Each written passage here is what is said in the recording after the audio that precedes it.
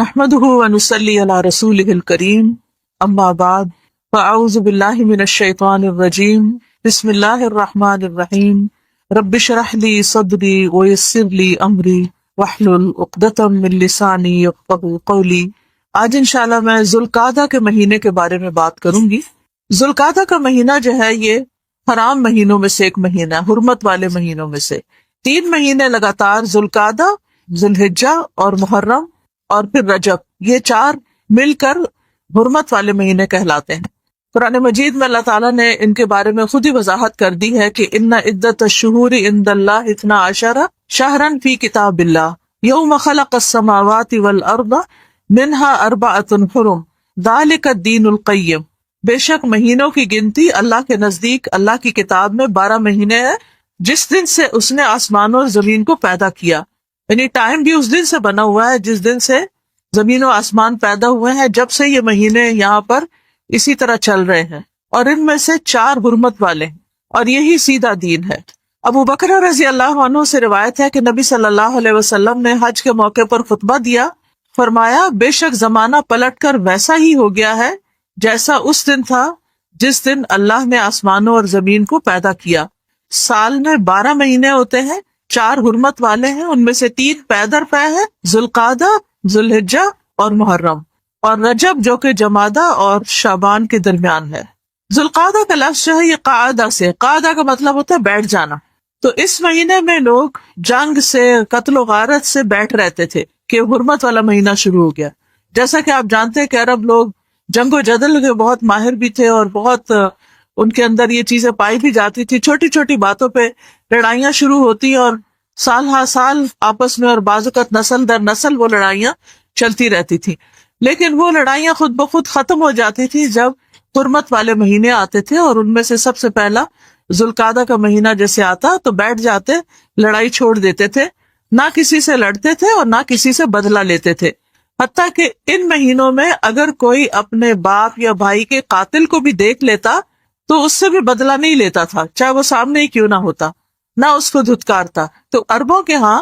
اتنی لڑائیوں اور جنگوں کے باوجود ان مہینوں کی بڑی امپورٹنس تھی۔ اللہ سبحانہ وتعالیٰ نے خاص طور پر قرآن مجید میں اس کے بارے میں جو حکم دیا ان مہینوں کے بارے میں، سورۃ التوبہ کی آیت نمبر 36 میں آتا ہے فَلَا تَظْلِمُوا فِيهِنَّ أَنفُسَكُمْ، کہ ان مہینوں میں اپنی جانوں پر ظلم نہ کرو۔ ابن کثیر کہتے ہیں اگرچہ ان مہینوں کے علاوہ بھی ظلم کرنا منع ہے، یعنی ظلم کی ویسے بھی اجازت نہیں ہے، لیکن ان مہینوں میں زیادہ تاکید ہے ان کی حرمت اور ان کی عظمت کی شدت کی وجہ سے، کہ یہ خاص مہینے ہیں، اس لیے ان میں تو اور بھی منع ہے۔ جیسے گناہ کرنا عام حالات میں بھی غلط ہے، لیکن اگر کوئی شخص احرام پہن کے جھوٹ بولتا ہے یا احرام پہن کے غلط کام کرتا ہے یا اس کی خلاف ورزی، تو بڑا گناہ بن جاتا ہے۔ اسی طرح اگر کوئی رمضان میں غلط کام کرتا ہے روزے کی حالت میں، تو اس کا گناہ اور زیادہ بڑھ جاتا ہے کہ جب نیکی کے مواقع زیادہ ہوں اور کسی خاص چیز کی اہمیت ہو۔ مثلاً اگر آپ گھر میں کوئی غلط کام کرتے ہیں تو وہ بھی برا ہے، لیکن اگر مسجد میں کرتے ہیں تو وہ اس سے بہت زیادہ برا ہے۔ اپنے ملک میں کرتے ہیں چوری تو وہ بہت بری ہے، لیکن اگر آپ حرم میں جا کے خانہ کعبہ کے پاس چوری کرتے ہیں، جیسے کہ کئی لوگوں کی جیبیں کٹ جاتی ہیں، تو بہت بڑا ظلم ہے۔ اسی طرح عام مہینوں میں کوئی غلط کام کرنا بھی برا ہے، لیکن حرمت والے مہینوں میں، جن میں سے پہلا مہینہ ذوالقعدہ کا ہے، اس میں کوئی غلط کام کرنا، یہ گناہ کا کام کرنا جو ہے، اور خصوصاً دوسروں پر یا اپنی جان پہ ظلم کرنا اور بھی زیادہ برا ہے۔ تو حرمت والے مہینوں میں جو ظلم کی قسمیں ہیں وہ 2 طرح کی ہیں۔ اللہ تعالیٰ نے جو فرمایا کہ اپنے آپ پہ ظلم نہ کرو، تو کس طرح؟ اس میں یہ ہے کہ نمبر 1 فرائض کو ترک کرنے سے، فرائض چھوڑنا، اپنی جان پر ظلم کرنا ہے، جیسے نماز چھوڑ دینا یا دیگر واجبات جو ہمارے ذمہ ہیں ان کو ترک کر دینا، اور دوسرے حرام کاموں کا ارتکاب کر کے۔ تو یہ 2 چیزیں کرنے سے رکنا چاہیے، ایک نماز وغیرہ یعنی فرائض کو چھوڑنا، اور دوسرا حرام کاموں کا ارتکاب۔ حرام کاموں کے ارتکاب میں جیسے والدین کی نافرمانی ہے، قطع رحمی ہے، رشتہ داروں سے کاٹنا، لڑائی جھگڑا، کسی کا حق مار جانا، کسی کا مال چھین لینا، کسی کی عزت کے اوپر حملہ آور ہونا، یعنی یہ جتنی بھی ایسی چیزیں ہیں جن کو اللہ نے حرام کیا ہے، ان کا ارتکاب اور بھی زیادہ برا ہے۔ اسی طرح ذوالقعدہ جو ہے یہ حج کے مہینوں میں سے ایک مہینہ ہے، جیسے کہ قرآن مجید میں آتا ہے الحج اشہر معلومات، حج کے مہینے معلوم ہے، یعنی سب کو معلوم ہے. اس کا مطلب یہ ہے کہ جن مہینوں میں احرام پہن کر بیت اللہ کا سفر کیا جاتا ہے، عمرہ کیا جاتا ہے، اور پھر ذوالحج شروع ہوتا ہے تو مخصوص دنوں میں حج کیا جاتا ہے. ابن عمر کہتے ہیں کہ حج کے مہینوں سے مراد شوال، ذوالقعدہ اور ذوالحجہ کے پہلے 10 دن ہیں. یہ حج کے مہینے ہیں. تو آپ دیکھیے کہ ذوالقعدہ جو ہے اس کی پھر دوہری اہمیت ہو گئی، ایک تو حج کے مہینوں میں سے ہو گیا اور دوسرے حرمت والے مہینوں میں سے. ذوالقعدہ کی خاص عبادت تو عمرہ کرنا ہے، یعنی اس میں عمرہ کرنا مسنون ہے. نبی صلی اللہ علیہ وسلم نے کل 4 عمرے کیے اور سب کے سب ذوالقعدہ میں کیے. شیخ ابن باز کہتے ہیں ذوالقعدہ میں عمرہ کرنا سب مہینوں سے افضل ہے سوائے رمضان کے، یعنی رمضان میں جو عمرہ ہے وہ نبی صلی اللہ علیہ وسلم کے ساتھ حج کے برابر ہے. لیکن سلف صالحین میں سے ایک جماعت یہ بھی کہتی ہے کہ وہ اس مہینے کے عمرے کو رمضان سے بھی افضل قرار دیتے ہیں، کیونکہ نبی صلی اللہ علیہ وسلم نے سارے عمرے اسی مہینے میں کیے. امام ابن القیم کہتے ہیں کہ ذوالقعدہ اور رمضان کے مابین عمرے کی فضیلت میں کچھ تردد ہے. وہ کہتے ہیں کہ اس بارے میں ہم اللہ تعالیٰ سے استخارہ کرتے ہیں کہ جو اس کے نزدیک افضل ہے اس کی طرف ہماری رہنمائی کر دے. اس سے آپ یہ بھی دیکھیں کہ علماء کے اندر کتنی خدا خوفی تھی کہ اگر انہیں کسی معاملے میں شرع صدر نہیں ہوتا تھا یا اختلاف رائے ہو جاتا تو دین کے معاملے میں بھی اپنی رائے پہ اصرار کرنے کی بجائے اور اپنے فتوے کے اوپر اصرار کرنے کی بجائے اللہ کی طرف رجوع کرنے کے لیے کہتے کہ اب دونوں کی فضیلت سامنے آ گئی ہے، لیکن یہ ہے کہ پھر کس کو اوپر کرے کس کو نیچے. تو بہتر یہ کہ انسان استخارہ کر لے اور جدھر دل مائل ہو اللہ تعالیٰ جدھر رہنمائی کر دے وہ کر لے. پھر اسی طرح ذوالقعدہ میں روزہ رکھنا جو ہے وہ مستحب ہے، جن کو اللہ تعالیٰ توفیق دیتا ہے منڈے تھرسڈے کا، یا پھر یہ ہے کہ چاند کی 13، 14، 15 کا روزہ رکھ لیا جائے تو یہ عام مہینوں میں روزہ رکھنے سے افضل ہوگا. ذوالقعدہ میں کچھ تاریخی واقعات بھی پیش آئے ہیں. اس مہینے میں اللہ تعالیٰ نے موسیٰ علیہ السلام سے 30 راتوں کا وعدہ کیا، جیسا کہ مجاہد، مسروق اور ابن جریج سے مروی ہے. وہ کہتے ہیں کہ یہ وہ مہینہ ہے جس میں اللہ تعالیٰ نے موسیٰ علیہ السلام کو اپنے پاس بلایا تھا 30 راتوں کا، اور پھر 10 اس سے اوپر ہو گئے تو وہ حج والے جو ذوالحجہ کے 10 دن ہیں وہ بن جاتے ہیں. وہ بھی بڑے فضیلت والے دن ہیں جن کی فضیلت آپ ہر سال پڑھتے سنتے رہتے ہوں گے. غزوہ بدر ثانی جو ہے وہ دوسرا غزوہ بدر، ایک تو وہ غزوہ بدر ہے جو رمضان کے مہینے میں ہوتا ہے، لیکن ایک اور بھی غزوہ بدر مشہور ہے، وہ اسی مہینے میں ہوا. بنو قریظہ کے ساتھ غزوہ بھی اسی مہینے میں ہوا. صلح حدیبیہ جو ہے 6 ہجری میں، وہ بھی اسی مہینے میں ہوئی. ذوالقعدہ کے مہینے میں اللہ تعالیٰ نے اسے فتح مبین قرار دیا. انا فتحنا لک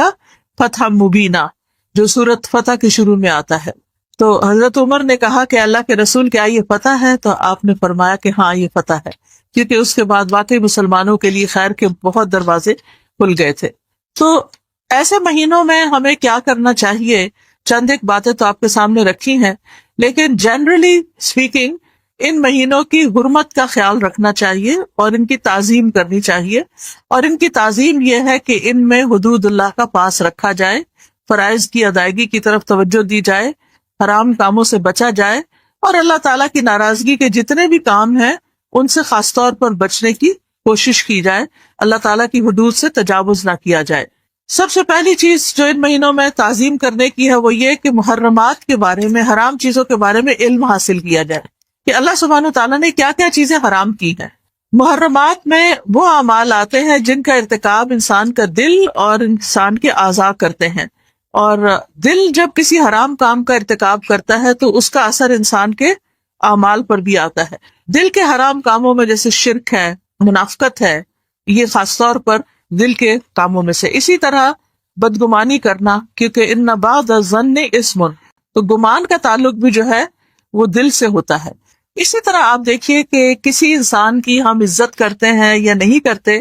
چاہے ہم زبان سے کر رہے ہوں، لیکن جب تک ہمارا دل اس میں شامل نہ ہو تو بات نہیں بنتی. کیونکہ اللہ سبحانہ تعالیٰ صرف ہماری لپ سروس نہیں دیکھتا کہ ہم کسی کی خوشامد کر رہے ہیں یا کسی کو عزت دے رہے ہیں یا کسی سے اچھی طرح بات کر رہے ہیں، اس میں ہمارے دل کا شامل ہونا بھی ضروری ہے. کیونکہ ان اللہ لا ينظر الى صورکم ولا الى اموالکم، اللہ تعالیٰ نہ تمہاری صورتیں دیکھتا ہے اور نہ تمہارے مال دیکھتا ہے، وہ تمہارے دل اور تمہارے اعمال کو دیکھتا ہے. تو وہ ہمارے دلوں کو دیکھتا ہے. اس لیے بندوں کے بارے میں عمومی طور پر خیر خواہی کا رویہ اختیار کرنا چاہیے، ان سے غلطیاں ہو جائیں تو معاف کر دینا چاہیے، درگزر کرنا چاہیے، ان کی کمزوریوں سے صرف نظر کرنا چاہیے، درگزر کا معاملہ کرنا چاہیے، اور ان کی اچھائیوں اور خوبیوں کے بارے میں سوچنا چاہیے۔ اس سے آپ کا دل بھی خوش رہے گا، اس سے آپ کو سکون بھی رہے گا، اور اس سے آپ اس کے ساتھ معاملہ بھی پھر اچھا کر سکیں گے، آپ کا رویہ بھی اچھا ہو جائے گا، کیونکہ ہر انسان خطا کا پتلا ہے۔ کوئی شخص بھول کے غلطی کر جاتا ہے، کوئی جذبات میں آ کے غلطی کر جاتا ہے، کوئی بدلے کے طور پہ ہم سے زیادتی کر جاتا ہے، لیکن یہ کہ جو چیزیں ہم دوسروں میں دیکھتے ہیں کہ اچھی نہیں، بعض اوقات وہ خود ہم سے بھی ہو رہی ہوتی ہیں۔ تو اس لیے ہمیں سب سے پہلے اپنے دل کی طرف توجہ کرنی چاہیے، اپنے دل سے لوگوں کے نفرتیں اور بغض اور ہر چیز نکالنے کی کوشش کرنی چاہیے، کیونکہ اس نے ہمارا دل بوجھل کیا ہوا ہے۔ اب دیکھیں کہ اگر ہمارے اندر کوئی نفسیاتی بیماری ہے، کوئی سائیکولوجیکل پرابلم ہو گیا ہے یا کچھ، تو اس کی وجہ کیا ہے؟ اس کی وجہ یہ کہ ہم نے اپنے دل کے ساتھ بڑا ظلم کیا ہوا، اپنے دل کے اندر ایسی چیزیں پال پال کے رکھی ہوئی ہیں جنہوں نے ہماری صحت کا نقصان کیا ہوا ہے۔ میں بہت چھوٹی تھی کالج میں ابھی، تو اس وقت میری ایک ٹیچر کی بات مجھے ہمیشہ اچھی لگتی ہے اور میں نے اس وقت سے اپنانی شروع کر دی، جس نے میری زندگی کو بہت بدل ڈالا۔ وہ کہتی تھی کہ جب ہم کسی سے نفرت کرتے ہیں، کسی کے بارے میں برا سوچتے ہیں، تو اس کو تو بعض اوقات پتہ بھی نہیں ہوتا، لیکن ہمارا اپنا دل کالا ہو رہا ہوتا ہے، ہم جل پڑ رہے ہوتے ہیں، تو ہم جس کے بارے میں برا سوچ رہے ہیں اس کا تو صحت پہ کوئی اثر نہیں، لیکن ہماری صحت تو خراب ہو گئی نا۔ تو اس لیے بہتر ہے کہ جب بھی کسی کے بارے میں ایسا خیال آئے تو اس کو جھٹک دیں اور باہر نکالنے کی کوشش کریں۔ ٹھیک ہے، کوئی شخص کانسٹنٹلی اور بار بار آپ کو تنگ کرتا ہے، تو جیسے سرونٹس کے بارے میں حدیث میں آتا ہے کہ کسی نے پوچھا کہ اپنے غلام کو دن میں کتنی دفعہ معاف کروں، تو فرمایا 70 بار، کیونکہ سب سے زیادہ جو ہمارے قریب ہوتے ہیں وہی ہمیں تنگ کرتے ہیں، تو اگر ان کو 70 بار معاف نہیں کریں گے تو ان سے فائدہ کیسے اٹھائیں گے؟ اور پھر یہ کہ ان کی بازوں کا سمجھ ہی اتنی ہوتی ہے کہ ان سے اس سے زیادہ ایکسپیکٹ ہی نہیں کر سکتے۔ اسی طرح بعض لوگوں کی سمجھ ہی اتنی ہوتی ہے کہ آپ زندگی میں ان کو جتنا بھی سمجھا لیں، انہوں نے مڑ کے آپ کے ساتھ پلٹ کے وہی کچھ کرنا ہے جو انہوں نے کرنا ہے۔ تو یہ سمجھ لیں کہ یہ شخص ہے ہی ایسا۔ جیسے زمین ہوتی ہے نا، اللہ نے زمین کی مختلف مٹی سے مختلف لوگوں کو پیدا کیا۔ جو زمین ہوتی ہے کچھ نرم ہوتی ہے، سہل ہوتی ہے، کچھ پتھریلی ہوتی ہے، کچھ اونچی نیچی ہوتی ہے، کسی پہ چلنا آسان ہوتا ہے، کسی پہ چلنا مشکل ہوتا ہے۔ تو اب ہوتا کیا ہے کہ جہاں سلپری زمین آتی ہے آپ خود کانشیس ہو جاتے ہیں، ہوتا ہے کہ نہیں، کہ میں نہ کہیں گر جاؤں، مجھے نہ چوٹ لگ جائے۔ اور اسی طرح جب اونچ نیچ والی زمین ہوتی ہے تو اس میں بھی آپ کانشیس ہو جاتے ہیں کہ دھیان سے پاؤں رکھنا ہے، کہیں ٹھوکر نہ کھا جاؤں۔ اور جب سیدھی سیدھی ہوتی ہے تو آپ ریلیکس ہو جاتے ہو۔ تو اسی طرح کچھ لوگوں کے ساتھ ہم ریلیکس ہوتے ہیں، کچھ لوگوں کے ساتھ ہماری اونچ نیچ چل رہی ہوتی ہے، کچھ سلپری ہوتے ہیں کہ ذرا سی بھی آپ کے منہ سے کوئی بات نکلی تو پھر آپ دیکھیں آپ کے ساتھ کیا ہوتا ہے۔ تو انسان اسی طرح پھر محتاط رہ کے بات کرتا ہے کہ میں نے یہاں یہ نہیں کرنا ہے، کیونکہ میں نے یہ بات کی تو یہاں فساد ہو جائے گا، اور یہ فساد میں نہیں دیکھنا چاہتا۔ تو یہ اللہ تعالیٰ بندے کو سمجھ دیتا ہے جو شخص بچنا چاہتا ہے۔ تو اس لیے ہمیں اپنے دل پر نظر رکھنا ہے، کیونکہ قیامت کے دن کوئی چیز کام نہیں آئے گی۔ یوم لا ينفع مال ولا بنون الا من اتى اللہ بقلب سلیم، جس دن مال اور بیٹے کام نہیں آئیں گے مگر جو اللہ کے پاس سلامت دل لے کر آیا، سلامتی والا دل۔ تو یہ قلب سلیم جو ہے یہ انسان کے لیے بہت فائدے کی چیز ہے۔ ہم نے اپنے دل کو قلب سلیم ہی بنانا ہے، اور اگر گناہ ہو جائے، دل پہ سیاہ دھبا لگ جائے، تو پھر کیا کرنا ہے؟ توبہ کر کے استغفار کر کے اپنے دل کو صاف کر لینا ہے، چمکا لینا ہے۔ رسول اللہ صلی اللہ علیہ وسلم نے فرمایا گناہ دلوں پہ غلبہ پانے والا ہے، یعنی جب ہم کوئی گناہ کرتے ہیں، جیسے نماز چھوڑ دی یا کسی کے ساتھ بدتمیزی کر لی یا کوئی اور اس طرح، تو اس کا اثر ہمارے دل میں پڑتا ہے جا کے، اور پھر وہ بوجھل ہوتا ہے، اور پھر وہ بار بار ریپیٹڈلی غلطی کرتا ہے اور غلطیوں پر ابھارتا ہے۔ بعض سلف صالحین کا اللہ تعالیٰ کے اس فرمان کلا بل ران علی قلوبہم ما کانوا یکسبون کے بارے میں قول ہے کہ اس سے مراد گناہ کے بعد گناہ کرنا ہے۔ حسن بصری کہتے ہیں گناہ پہ گناہ کرنا حتیٰ کہ وہ دل کو اندھا کر دیں، یعنی جب انسان غلطی پر غلطی کرتا ہے تو دل اندھے ہو جاتے ہیں، اور پھر انسان کے اندر سے بصیرت چلی جاتی ہے، وہ اپنا بھی نفع نقصان نہیں پہچان سکتا۔ کئی دفعہ ایسے ہوتا ہے نا کہ ہم ایسے کام کر رہے ہوتے ہیں جس میں ہمیں پتہ بھی ہوتا ہے یہ غلط ہے اور اس کا نقصان ہوگا، لیکن انسان ایسا اندھا ہوتا ہے کہ کرتا ہی چلا جاتا ہے۔ تو اس لیے گناہ جب بھی ہو جائے توبہ کر لینی چاہیے تاکہ دل چمکتا رہے اور اچھے اچھے کام کرتے رہے۔ تیسرا قدم جو ہے وہ ہے محرمات سے خائف ہونا اور ان راستوں سے بچنا جو اس طرف لے جاتے ہوں۔ یعنی پہلا تو یہ تھا کہ یعنی محرمات کے بارے میں علم حاصل کرنا، دوسرا تھا محرمات کے نتائج کا علم حاصل کرنا کہ حرام کاموں میں پڑنے کا نتیجہ کیا ہوگا۔ تیسرا ہے محرمات سے خائف ہونا اور اس کی طرف جانے والے راستوں سے بچنا۔ نبی صلی اللہ علیہ وسلم نے فرمایا حلال بھی کھلا ہوا ہے، حرام بھی ظاہر ہے، لیکن ان دونوں کے درمیان کچھ چیزیں مشتبہ ہیں، شبہ میں ڈالنے والی۔ پس جو شخص ان چیزوں کو چھوڑے جن کے گناہ ہونے یا نہ ہونے میں شبہ ہے تو وہ ان چیزوں کو تو ضرور ہی چھوڑ دے گا جن کا گناہ ہونا ظاہر، یعنی شک والی چیز جو چھوڑے گا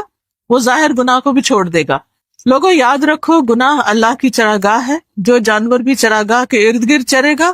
اس چراگاہ کے اندر چلا جائے گا، یعنی جو گناہوں کے آس پاس رہے گا کہ نہیں میری نیت خراب نہیں، میں یہ کرنے والی تھوڑی ہوں، میں تو بس دیکھ رہی ہوں، تو وہ کسی وقت اس میں بھی جا پڑے گا۔ اس لیے محرمات کے قریب بھی نہیں جانا، حرام کاموں کے ارتکاب سے ڈرنا چاہیے۔ ابو ہریرہ کہتے ہیں کہ نبی صلی اللہ علیہ وسلم نے فرمایا بے شک اللہ غیرت کرتا ہے، اور اللہ کی غیرت یہ ہے کہ مومن کوئی ایسا کام کرے جسے اللہ نے حرام قرار دیا ہو۔ رسول اللہ صلی اللہ علیہ وسلم نے حضرت ابو ہریرہ سے فرمایا تم اللہ کی حرام کردہ چیزوں سے بچو تو لوگوں میں سب سے زیادہ عبادت گزار بن جاؤ گے۔ یہ نہیں کہا کہ تم تہجد پڑھو یا روزے رکھو تو سب سے زیادہ عبادت گزار بنو گے، بلکہ حرام کام چھوڑو گے، حرام کمائی سے بچو گے، حرام باتوں سے بچو گے، حرام گناہوں سے بچو گے تو تم عبادت گزار بنو گے۔ کیونکہ بعض اوقات انسان غذا اچھی کھاتا ہے لیکن اس کے ساتھ ساتھ پرہیز نہیں کرتا تو اس کی بیماری درست نہیں ہوتی، اس کی بیماری اور بڑھ جاتی ہے۔ تو اسی طرح ایک طرف اگر ہم نمازیں پڑھ رہے ہوں اور دوسری طرف ہم رشوت لے رہے ہوں یا اور اس طرح کے غلط کام کر رہے ہوں تو ان نمازوں کا بھی فائدہ پھر کم ہی ہوتا ہے۔ محرم سے یا حرام چیزوں سے بچنے والوں کی اللہ تعالیٰ نے تعریف کی ہے۔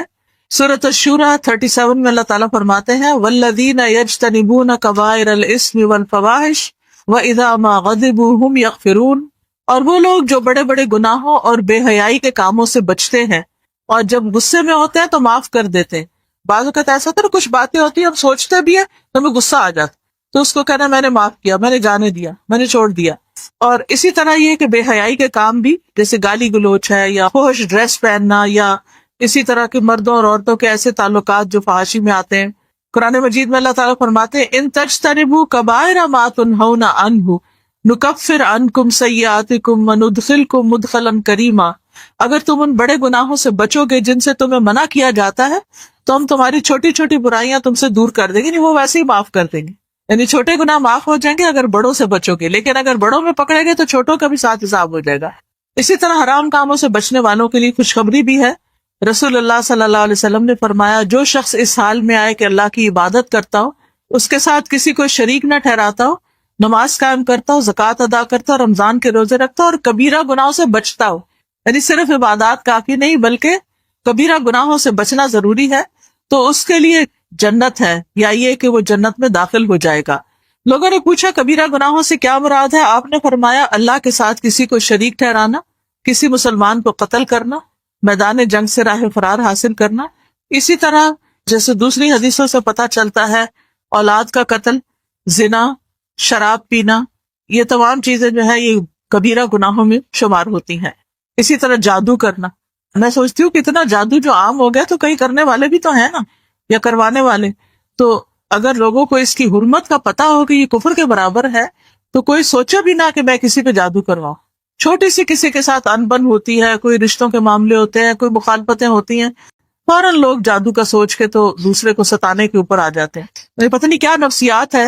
کہ ذرا سا اختلاف برداشت نہیں ہوتا اور فوراً اس کو مزہ چکھانے کے لیے اس کے ساتھ پیٹ پیچھے اس کے غلط کام کیے جاتے ہیں۔ اور ایسا شخص جو ہے وہ دراصل کسی کو تو کیا نقصان پہنچائے گا، خود اپنے آپ کو مصیبت میں ڈال رہا ہوتا ہے۔ اسی طرح چھپ چھپ کے غلط کام کرنا، ہسبینڈ وائف سے، وائف ہسبینڈ سے چھپ کے دھوکہ دے رہے ہیں، ایک دوسرے کو چیٹ کر رہے ہیں یا اور اسی طرح کے غلط کام کر رہے ہیں۔ نبی صلی اللہ علیہ وسلم نے فرمایا میں اپنی امت کے ان لوگوں کو جانتا ہوں جو قیامت کے دن سفید تہامہ پہاڑوں کے برابر نیکیاں لے کر آئیں گے، لیکن اللہ ان کی نیکیوں کو فضا میں پھیلے ہوئے غبار کی طرح باریک ذروں کی طرح کر دے گا، بکھیر دے گا جیسے آندھی ہوتی ہے۔ بے شک وہ تمہارے بھائی ہوں گے، تمہاری نسل کے ہوں گے، تمہارے رشتہ دار ہوں گے، رات کو تمہاری طرح قیام بھی کریں گے، تہجد پڑھنے والے ہوں گے، لیکن تنہائیوں میں اللہ کے حرام کردہ کاموں کا ارتکاب کریں گے جن سے ان کو روکا گیا۔ اب آپ دیکھیں کہ لوگ چھپ چھپ کے کس طرح فحش فلمیں بعض اوقات دیکھ رہے ہوتے ہیں، پورنوگرافی کتنی عام ہو گئی ہے، اب کسی کے بھی سطر کے اوپر نظر ڈالنا، چاہے سامنے ہو چاہے چھپ کے ہو، کتنا بڑا گناہ ہے۔ کئی دفعہ ایسا ہوا ہے کہ بعض ایسے لوگ آتے ہیں ہمارے پاس بھی جو کہتے ہیں کہ نمازیں بھی ہیں، داڑھی بھی رکھی ہوئی ہے، سارے بڑے بڑے نیک کام ہو رہے ہیں، لیکن خود ایڈمٹ کرتے ہیں کہ یہ ایڈکشن ہمیں لگ گئی ہے، ہمیں سمجھ نہیں آتا کہ ہم اس سے نکلے کیسے۔ یعنی سارے اچھے اچھے کام کرتے ہوئے، صدقہ خیرات کر رہے ہیں، نمازیں، دین کی خدمت کریں، سب کچھ کرنے، لیکن ساتھ ہی حرام کام شروع کیے ہوئے۔ اور بعض اوقات یہ ہے کہ بچپن سے جب شروع ہو جاتے ہیں ایسی کوئی چیزیں، تو وہ اتنی، یعنی جیسے نشہ ہوتا ہے نا کہ جب تک انسان اس گندگی کو دیکھ نہ لے تو اس کو چین نہیں آتا، تو ایسی گندگیاں یا ایسی برائیاں یا ایسی بے حیائیاں جو ہیں وہ انسان کی بڑی بڑی نیکیوں کو بھی ضائع کر دیں گے۔ یعنی تہجد پڑھنے والے اور بڑے بڑے کام کرنے والوں کی نیکیاں جو ہیں وہ فضا میں ذروں کی طرح بکھیر دی جائیں گی۔ تو خاص طور پر یہ پلٹنے کا، توبہ کرنے کا مہینہ ہے، اس اعتبار سے کہ حرام کاموں سے بچنا اس میں اور بھی ضروری ہے۔ تو اس کے لیے ضروری ہے کہ انسان اللہ تعالیٰ سے توبہ کرے اور پھر شاعر اللہ کی تعظیم کرے۔ اور شاعر اللہ کی جو تعظیم ہے، اللہ کی نشانیوں کی، اور یہ حرمت والے مہینے بھی اللہ کی نشانیوں میں سے ہیں، تو ان کی عزت کرنا ضروری ہے کہ انسان یہ سوچے کہ اللہ، میں کس وقت میں اور کس زمانے میں کیا کر رہی ہوں۔ تو اس میں یہ ہے کہ انسان کو شاعر اللہ کی تعظیم کے لیے کچھ اقدامات کرنا ضروری ہے۔ سب سے پہلے تو یہ ہے کہ ترجیحات کو ترتیب دینی چاہیے، یعنی پرائرٹیز سیٹ کرنی چاہیے۔ ان کاموں کو کرنے کے بارے میں سوچنا چاہیے جن سے اللہ تعالیٰ محبت کرتا ہے، کہ وہ کون کون سے کام ہیں جو اللہ تعالیٰ کو پسند ہے۔ اور آپ کو پتا ہے کہ ہماری عبادات میں سب سے زیادہ جو اللہ تعالیٰ کو پسند چیز ہے وہ نماز ہے۔ یعنی اگر ہم نماز 5 وقت کی نہیں پڑھتے تو باقی چیزیں جو پیچھے چلی جاتی، تو اس میں بھی جو فرض نماز ہے اس کو ترجیح دینا چاہیے۔ اور جب انسان فرض کے بعد نوافل پہ آ جاتا ہے تو پھر تو اس سے اللہ تعالیٰ کی اور زیادہ محبت حاصل ہو جاتی ہے۔ رسول اللہ صلی اللہ علیہ وسلم نے فرمایا، بے شک اللہ تعالیٰ فرماتا ہے، میرا بندہ جن جن عبادتوں کے ذریعے سے میرا قرب حاصل کرتا ہے، ان میں سے کوئی عبادت مجھے اتنی پسند نہیں جتنی وہ عبادت پسند ہے جو میں نے اس پہ فرض کی۔ یعنی بعض اوقات ہم تہجد کو زیادہ امپورٹنس دیتے ہیں اور باقی فرض نمازیں لیٹ کر کر کے پڑھ رہے ہوتے ہیں یا قضا کر کے پڑھ رہے ہوتے ہیں، اور تسلی کیا ہوتی ہے کیونکہ ہم تہجد پڑھتے ہیں اس لیے خیر ہے۔ تو جو فرض ہے وہ تہجد سے بھی افضل ہے، یعنی آپ دن میں جو 5 دفعہ فرض ادا کرتے ہیں وہ تہجد سے بھی زیادہ افضل ہے۔ تو اللہ تعالیٰ فرماتے ہیں، یہ حدیث قدسی ہے، میرا بندہ نوافل کے ذریعے سے بھی مجھ سے اتنا قریب ہو جاتا ہے کہ میں اس سے محبت کرنے لگتا ہوں، اور جب میں اس سے محبت کرنے لگتا ہوں تو میں اس کا کان بن جاتا ہوں جس سے وہ سنتا ہے۔ اس کا مطلب کیا ہے؟ اس کا مطلب یہ ہے کہ انسان کو ایسی باتیں اچھی لگنے لگتی ہیں جو خیر اور بھلائی والی ہوتی ہیں، یعنی اس کو اچھی باتیں سننے کی توفیق ہو جاتی۔ ورنہ آپ دیکھیں کہ بعض اوقات علم کے دریا بہ رہے ہوتے ہیں اور ہمارے کان بند ہوتے ہیں، ہمیں دلچسپی نہیں ہوتی۔ اور اگر اللہ تعالیٰ کی توفیق ہو، یعنی محبت اور توفیق ہو، تو پھر انسان کو خیر کی باتیں سننے سے دلچسپی ہوتی ہے۔ اس کی آنکھ بن جاتا ہوں جس سے وہ دیکھتا ہے، یعنی انسان کی نگاہ غور و فکر کی نگاہ بن جاتی ہے۔ وہ ایک چھوٹے سے پتے، ایک پرندے کو، کسی بھی چیز کو دیکھتا ہے تو اس کو اللہ کی یاد آتی، اللہ کی محبت میں اور اضافہ ہو جاتا ہے۔ اس کا ہاتھ بن جاتا ہوں جس سے وہ پکڑتا ہے، یعنی اس کو خیر کے کاموں کی، نیکی کے کاموں کی، نیکی کے راستوں پہ چلنے کی توفیق ہو جاتی ہے۔ اس کا پاؤں بن جاتا ہوں جس سے وہ چلتا ہے۔ اس کا یہ مطلب نہیں نعوذ باللہ اللہ تعالیٰ ہمارے اندر حلول کر جاتے ہیں یا یہ کہ فزیکلی کوئی چیز بن جاتے ہیں۔ اس کا مطلب یہی ہے کہ اس کے سارے اعضاء پھر اللہ سبحانہ وتعالیٰ کی عبادت میں ہی لگ جاتے ہیں۔ اگر وہ مجھ سے مانگے تو میں اسے دیتا ہوں، یعنی میں اس کی دعائیں قبول کرنے لگتا ہوں، اور اگر مجھ سے پناہ کا طالب ہوتا ہے تو میں اس کو پناہ دیتا ہوں۔ ہم کتنی چیزوں سے بچنے کے لیے پناہ لیتے ہیں اللہ تعالیٰ کی، وہ حفاظت کی دعا جس میں اپنے آنکھ، کان، دل، جسم، ہر چیز کی حفاظت اور اپنے آپ کو ہر چیز میں اللہ تعالیٰ کے حوالے کرنے والی دعائیں ہیں، ساری مختلف مشکلات سے بچنے کی۔ بہرحال یعنی انسان سب سے پہلے تو شیطان سے بچنے کے لیے اللہ تعالیٰ کی پناہ لیتا ہے، تو اللہ تعالیٰ اس کو شیطان کے شر سے بچاتا ہے۔ جس طرح حضرت عمر تھے تو کس طرح شیطان جو تھا وہ ان کو دیکھ کے بھاگ جاتا تھا۔ پھر یہ فرائض کی حفاظت، حافظوا علی الصلوات والصلاۃ الوسطیٰ وقوموا للہ قانتین، سب نمازوں کی حفاظت کرو اور درمیانی نماز کی، اور اللہ کے لیے فرما بردار بن کے کھڑے ہو جاؤ۔ نمازوں کی حفاظت کا مطلب کیا ہے کہ ان کے ٹائمنگز کی پابندی، وضو وغیرہ کی، قبلہ رخ، جو شرائط ہیں ان کی حفاظت۔ اور اس کی خوشخبری یہ ہے کہ نبی صلی اللہ علیہ وسلم نے ابن عباس سے کہا تھا جبکہ وہ لڑکے تھے ابھی، احفظ اللہ یحفظک، تم اللہ کی حفاظت کرو، یعنی اللہ کے احکام کی، اپنے فرائض کی، اللہ تمہاری حفاظت کرے گا۔ انسان اللہ کی حفاظت میں آ جاتا ہے۔ رسول اللہ صلی اللہ علیہ وسلم نے فرمایا 5 باتیں ہیں جو ان کو ایمان کے ساتھ بجا لایا جنت میں داخل ہوگا۔ جس نے 5 نمازوں کی حفاظت کی، ان کے وضو، رکوع، سجود اور اوقات کے ساتھ، یہ ہے حفاظت۔ وضو، رکوع، سجود، کیونکہ بعض اوقات ہم ایسے رکوع کر رہے ہوتے ہیں جبکہ پورا جھکنا چاہیے، اسی طرح سجدہ ٹکا کے کرنا چاہیے 7 ہڈیوں پر، اوقات کی پابندی، اور رمضان کے روزے رکھے، بیت اللہ کا حج کیا اگر زیادہ راہ کی طاقت ہے، اور خوش دلی سے زکوٰۃ دی، یعنی اس کو بوجھ نہ سمجھا، چٹی نہ سمجھی، تو ایسا شخص جو ہے وہ جنت میں داخل ہو گیا۔ دوسرا مرحلہ ہے ذکر کی حالت میں رہنا، یعنی کثرت سے اللہ کا ذکر کرنا۔ ذکر پر دوام جو ہے یہ بھی شاعر اللہ کی تعظیم میں سے، اللہ تعالیٰ کی یاد کو یا اللہ کی بات کو ہر چیز پر ترجیح دینا۔ اور دل کی دنیا میں ذکر پہ دوام جو 3 راستوں سے آتا ہے، محبت، امید اور خوف۔ کبھی کبھی اللہ ذکر کو محبت کے راستے سے بندے تک بھیج دیتا ہے، جیسے فَاذْكُرُونِی اذکرکم، تم مجھے یاد کرو میں تمہیں یاد کروں، تو بندہ کہتا ہے اللہ مجھے یاد کرے گا، میں کیوں نہ ذکر کروں۔ اور ہم سب چاہتے ہیں کہ ہم اللہ کی نگاہ میں ہوں، اللہ تعالیٰ ہم پہ کرم کرے، فضل فرمائے۔ نبی صلی اللہ علیہ وسلم نے فرمایا، اللہ تعالیٰ فرماتے ہیں میں اپنے بندے کے گمان کے ساتھ ہوتا ہوں جو وہ میرے ساتھ گمان رکھتا ہے، جب وہ مجھے یاد کرتا ہے میں اس کے ساتھ ہوتا ہوں، اگر وہ اپنے دل میں یاد کرتا ہے تو میں اپنے دل میں اس کو یاد کرتا ہوں، اگر وہ بھری محفل میں مجھے یاد کرتا ہے تو میں اس سے بہتر مجلس میں اس کا ذکر کرتا ہوں، اگر وہ میری طرف ایک بالشت آتا ہے تو میں 1 گز اس کے نزدیک ہوتا ہوں، اگر وہ 1 گز آتا ہے تو 2 گز اس کی طرف ہوتا ہوں، چلتا ہوا آتا ہے تو میں دوڑتا ہوں اس کی طرف آتا ہوں۔ پھر اسی طرح کبھی اللہ ذکر کو امید کے راستے سے بھیجتا ہے، جیسے سید الاستغفار ہے، اور سید الاستغفار میں کیا کہتا ہے انسان، اے اللہ تو میرا رب ہے، تیرے سوا کوئی معبود نہیں، تو نے مجھے پیدا کیا، میں تیرا ہی بندہ ہوں، اپنی طاقت کے مطابق تجھ سے کیے ہوئے عہد پر قائم ہوں، ان بری حرکتوں سے جو میں نے کی ہیں تیری پناہ مانگتا ہوں۔ بعض اوقات انسان کو اپنے گناہوں کا ڈر ہوتا ہے، اور رونا بھی چاہیے، مجھ پر تیری نعمتیں ہیں، میں اس کا اقرار کرتا ہوں اور میں اپنے گناہوں کا بھی اعتراف کرتا ہوں، میری مغفرت کر دے، تیرے سوا کوئی اور گناہوں کو معاف نہیں کرتا۔ بندے تو یہ کہتے ہیں نا، اس کو تو میں معاف ہی نہیں کر سکتا، سوری بھی آپ کرتے ہیں تو وہ کہتے ہیں چلے جاؤ یہاں سے۔ آپ صلی اللہ علیہ وسلم نے فرمایا، جس نے اس دعا کے الفاظ پر یقین رکھتے ہوئے ان کو کہہ لیا، پڑھا، اور اسی دن شام ہونے سے پہلے وہ وفات پا گیا تو وہ اہل جنت میں سے ہے، اور جس نے اس دعا کے الفاظ پر یقین کرتے ہوئے رات میں ان کو پڑھ لیا اور صبح ہونے سے پہلے فوت ہو گیا تو وہ بھی اہل جنت میں سے۔ تو اس لیے جب یہ ذکر پڑھے تو اس وقت یہ کہ ابو لک بنعمتک علیہ و ابو بذنبی، تیری نعمتوں کا بھی اقرار ہے اور اپنے گناہوں کا بھی اقرار ہے، تو نعمتیں ہی نعمتیں دیتا ہے اور ہماری طرف سے غلطیاں ہی غلطیاں ہوتی ہیں۔ پھر اسی طرح خوف کے راستے سے، جیسے کہ اس حدیث میں ہے، رسول اللہ صلی اللہ علیہ وسلم نے فرمایا، جو لوگ کسی جگہ پر مجلس کریں لیکن اس میں اللہ کا ذکر نہ کرے، وہ مجلس قیامت کے دن ان کے لیے باعث حسرت ہوگی۔ جو آدمی کسی راستے پر چلتے ہوئے اللہ کا ذکر نہ کرے، جیسے گاڑی میں بیٹھے ہیں، وہ چلنا بھی اس کے لیے قیامت کے دن باعث حسرت ہوگا، یعنی پہلے تو امیدیں دلائیں، اور اگر نہیں کرتے تو پھر ڈانٹ بھی ہے۔ جو آدمی اپنے بستر پر آئے لیکن اللہ کا ذکر نہ کرے، وہ بھی اس کے لیے باعث حسرت ہے۔ تو سفر کرتے ہوئے اور پھر چلتے ہوئے، واک کرتے ہوئے، کیونکہ بعض لوگ تو اسی مخمصے میں رہتے ہیں کہ کیا واک کرتے ہوئے درود شریف پڑھ سکتے ہیں یا نہیں، ایسا کہیں کچھ بھی نہیں منع، وضو نہ رہے تو پھر کیا ذکر کر سکتے ہیں، زبان پاک ہے، کچھ بھی نہیں، کوئی رکاوٹ نہیں ہے۔ تو تیسرا مرحلہ انسان کے اعضاء سے مخلوق کے لیے احسان کا معاملہ، اور مخلوق میں انسان بھی ہے، جانور بھی ہے،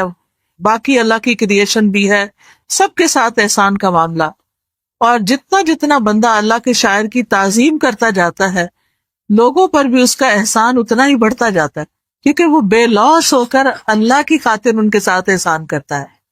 اسی لیے آپ دیکھتے ہیں کہ قرآن میں نماز کے ساتھ ہی زکوٰۃ کا ذکر بھی آ جاتا ہے۔ زکوٰۃ جو وہ بندوں کا حق ہے، تو جو نماز ادا کرے گا اس کے دل میں بندوں کے لیے بھی ہمدردی کے جذبات پیدا ہوں گے، اور وہ اپنے اس فریضے کو بھی نہیں بھولے گا۔ تو مخلوق سے احسان جو ہے یہ بہت افضل ترین عمل ہے۔ ابن عمر بیان کرتے ہیں کہ ایک آدمی نبی صلی اللہ علیہ وسلم کے پاس آیا، کہنے لگا، اے اللہ کے رسول، کون سے لوگ اللہ کو زیادہ پیارے ہیں اور کون سے اعمال اللہ کو زیادہ پیارے ہیں؟ تو رسول اللہ صلی اللہ علیہ وسلم نے فرمایا، وہ لوگ اللہ کو زیادہ محبوب ہیں جو دوسرے لوگوں کے لیے سب سے زیادہ فائدہ مند ہو، جو ان کو فائدہ پہنچاتے رہیں، چاہے چھوٹی چیز ہے چاہے بڑی چیز ہے۔ اور اللہ تعالیٰ کے نزدیک سب سے زیادہ پسندیدہ اعمال یہ ہیں کہ مسلمان اپنے بھائی کو خوش کر دے، یعنی کسی کو خوش کر دے، چاہے ایک اسمائل دے کے کیوں نہ خوش کرے، یا اس کی تکلیف دور کر دینا، یا اس کا قرضہ ادا کر دینا، یا اس سے بھوک کو دور کر دینا، یہ افضل ترین اعمال ہے، پسندیدہ ترین۔ پھر فرمایا جس نے اپنے غصے کو روک لیا اللہ اس کی خامیوں پہ پردہ ڈال دے گا۔ ہم سب چاہتے ہیں ہمارے عیب چھپ جائیں، تو غصے سے بچنے والوں کے عیب ڈھانپ دیے جائیں گے۔ پھر یہ ہے کہ اللہ سبحانہ تعالیٰ کی باقی بھی جو احکامات ہیں ان کا احترام کرنا چاہیے، اور اس احترام کا مطلب کیا ہے کہ اللہ تعالیٰ نے جو دیا ہے نا اس پہ راضی ہوں، اعتراض نہ کریں، کمپلینٹس نہ کریں، یہ کیا ہمارے دین میں یہ بھی پابندی ہے، وہ نہ کرو وہ نہ کرو، جیسے آج کل بچے کرتے ہیں۔ تو ان کو اللہ تعالیٰ کا ادب اور احترام سکھائیں کہ بیٹا یہ اللہ کا حکم ہے، اور اللہ تعالیٰ بہت بڑے ہیں، ہم نماز میں ہر وقت اللہ اکبر کہتے ہیں، ہمیں کوئی حکم سمجھ نہیں آتا، کوئی بات نہیں، ہم سمجھنے کی کوشش کریں گے، لیکن ہم اعتراض نہ کریں، اللہ تعالیٰ سے ہمارے شکوے نہ ہوں، اللہ تعالیٰ سے ناراض نہ ہو، کیونکہ اس کے بعد ہمارے لیے کوئی جائے پناہ ہے ہی کوئی نہیں، کہاں جا کے چھپیں گے، کون ہمیں بچائے گا؟ رزق وہ دیتا ہے، زندگی وہ دیتا ہے، نعمتیں ساری اس نے دی ہیں، تو اسی کو ناراض کر لیا تو پھر چند دن تو وہ ہمیں دے دے گا، پھر جب اس کے پاس جائیں گے تو پھر کیا کریں؟ پھر اس کو راضی کرنے کا وقت نکل جائے گا۔ تو اس لیے بہت ضروری ہے کہ اس زندگی میں ہی اللہ تعالیٰ کا احترام، اللہ کے نبی صلی اللہ علیہ وسلم کا احترام، اللہ تعالیٰ کے شاعر کا احترام، مساجد کا احترام، دین والوں کا احترام، کیونکہ ہمارے ملک میں آپ دیکھیے کہ دین کو بھی بدنام کر دیا اور دین والوں کو بھی بدنام کر دیا، اور مولوی کا مذاق اڑایا اور داڑھی کا مذاق اور پردے کا مذاق، یہ سب اللہ کے احکامات کی نافرمانی اور اللہ تعالیٰ کے احکامات کی بے حرمتی ہے۔ ٹھیک ہے آپ پردہ نہیں کرتے تو آپ کی مرضی، لیکن آپ پردے کا مذاق تو نہیں اڑائیں، آپ دوپٹہ نہیں لیتے لیکن دوپٹے والے کا آپ مذاق تو نہیں اڑائیں، آپ دین نہیں پڑھنا چاہتے لیکن دین پڑھنے والوں کا مذاق تو نہ اڑائیں۔ تو اس لیے حرمت والا مہینہ کیا چاہتا ہے کہ احترام کریں، ہمارے اندر احترام ہو، انسان کا بھی احترام ہو اور انسان کے پیدا کرنے والے کا بھی احترام ہو اور اس کے احکامات کا بھی احترام ہو۔ تو اللہ تعالیٰ ہمیں اس کی توفیق عطا فرمائے۔ وآخر دعوانا ان الحمد للہ رب العالمین۔ شاید شعیر نشانی جیسے مسجد ہوتی ہے، جیسے خانہ کعبہ ہے، جیسے ہدی کے قربانی کے جانور ہیں جن کو انسان خالص اللہ کے لیے استعمال کرتا ہے، جن کی طرف جاتا ہے، جو ذی الحجہ کے 10 دن ہیں، اس میں جیسے نماز ہے، تو اگر ہمیں تہجد کی عادت نہیں تو کوشش کرے تہجد کی عادت ڈالیں۔ فرض روزے تو ہم رمضان میں رکھ لیتے ہیں، پھر روزوں سے غفلت کرتے ہیں، تو پہلا عشرہ جو ہے کہ روزے رکھ لیں۔ پھر اسی طرح ہمیں فرائض کی عادت ہے تو نوافل میں جیسے چاشت نہیں پڑھتے، ہمیں عادت نہیں ہے مثلاً کسی کو، تو وہ اس کی عادت ڈال لے۔ اسی طرح نماز کے ساتھ بعض لوگ صرف فرض پڑھ کے اٹھ بھاگتے ہیں، سنتیں نہیں پڑھتے، تو سنت موقدہ کا اتنا اجر ہے کہ جو دن کی 12 رکعتیں ادا کرے گا اس کے لیے جنت میں ایک محل ہے۔ دنیا میں ایک گھر کے لیے ہم ساری زندگی کمائیاں کر لیتے ہیں، تو جنت کے گھر کے لیے 12 رکعتیں پڑھنا کوئی مشکل نہیں ہے، لیکن ہمارا یقین نہیں ہوتا نا، تو اس لیے پھر ہم ان چیزوں کو اتنی امپورٹنس نہیں دیتے۔ اسی طرح یہ ہے کہ پھر جو نماز ہو گیا اس میں نوافل کا اہتمام، روزہ ہو گیا اس میں نفل کا اہتمام،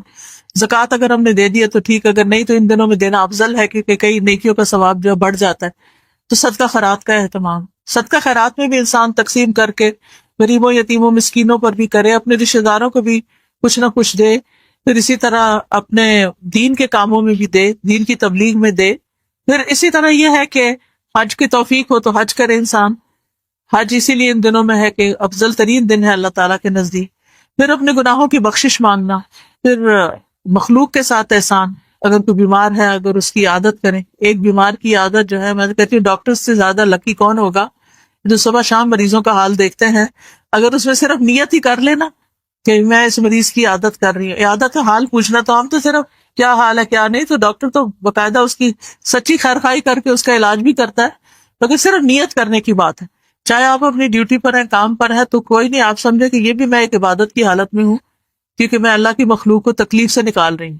اسی طرح یعنی جو بھی ہم کام کر رہے ہیں ان میں سے ایک سٹیپ اوپر، یعنی ان دنوں میں کر کے پھر آگے عادت ڈالنے کے باقی دنوں میں 10 دن اگر کرتے رہیں گے تو انشاءاللہ باقی دنوں میں بھی عادت ہو جائے گی۔ تسبیحات میں یہ جو کارڈز ہیں نا ہمارے، جیسے دن میں انسان کوشش کرے کہ 100 دفعہ استغفار کرے، نبی صلی اللہ علیہ وسلم کیا کرتے تھے۔ سیدنا ابو ہریرہ کہتے ہیں کہ رسول اللہ صلی اللہ علیہ وسلم نے فرمایا جس نے صبح کے وقت 100 مرتبہ کہا سبحان اللہ العظیم وبحمدہ، اور شام کی تو اسی طرح کہا، تو مخلوقات میں سے کوئی ایسا نہیں ہوگا جس نے اس کے برابر عمل کیا ہو۔ اور یہ پڑھنا ہوتا ہے فجر کی نماز کے بعد سے سورج نکلنے تک، اور عصر کی نماز کے بعد سے لے کے سورج غروب ہونے تک. اسی طرح سیدنا ابو ذر سے پوچھا گیا کہ کون سی بات افضل ہے؟ فرمایا جس کو اللہ نے اپنے فرشتوں کے لیے یا بندوں کے لیے چن لیا، اور وہ ہے سبحان اللہ و بحمدہ. اچھا، اسی طرح سبحان اللہ والحمد للہ ولا الہ الا اللہ واللہ اکبر، نبی صلی اللہ علیہ وسلم نے فرمایا ہر کلمے کے بدلے جنت میں تمہارے لیے درخت لگا دیا جائے گا. اور فرمایا مجھے یہ کلمات پڑھنا ان تمام چیزوں سے زیادہ محبوب ہے جن پہ سورج طلوع ہوتا ہے، دنیا بھر کی دولت سے محبوب ہے. اسی طرح نبی صلی اللہ علیہ وسلم نے فرمایا ہتھیار پکڑ لو. لوگوں نے کہا کہ دشمن آ گئے، فرمایا نہیں، آگ سے اپنا بچاؤ کر لو اور کہو سبحان اللہ والحمد للہ ولا الہ الا اللہ واللہ اکبر. یہ کلمات آگ سے بھی بچاتے ہیں، جہنم کا خوف آئے تو یہ پڑھنے چاہیے. پھر اسی طرح سیدنا کعب بن عجرہ کہتے ہیں یہ کلمات پیچھے آنے والے ہیں، ان کو 100 مرتبہ کہنے والا کبھی محروم نہیں ہوتا. سبحان اللہ والحمد للہ ولا الہ الا اللہ واللہ اکبر. اس کلمے کے خاص طور پر بہت فضیلت. اس میں ایک اور جگہ پر آتا ہے کہ اس سے بہتر عمل کسی کا نہ ہوگا اس دن میں جس نے 100 دفعہ اس کو دن میں پڑھ لیا. ماشاءاللہ، یہ سب سے بڑا تحفہ ہوتا ہے خیر کی بات، تاکہ وہ بھی شروع. الحمدللہ، کیونکہ وہ خالص اللہ کے لیے کیے ہوتے ہیں، کسی کو بھی نہیں پتا ہوتا. کہتے ہیں نا کہ 7 لوگ عرش الہی کے سائے تلے ہوں گے قیامت کے دن جب کوئی سایہ نہ ہوگا. ان میں سے ایک وہ شخص جس کے دائیں ہاتھ نے کسی کو کچھ دیا تو بائیں کو بھی نہیں پتا کہ کیا دیا. ڈاکٹر فرحت ہاشمی صاحبہ کے مستند بیانات سننے کے لیے ہمارے چینل قرآنک پلس کو سبسکرائب کریں. یہاں قرآن و حدیث کی روشنی میں حقیقی رہنمائی اور روحانی ترقی کے خزانے ملیں گے. ابھی جڑیں اور دین کو گہرائی سے سمجھیں.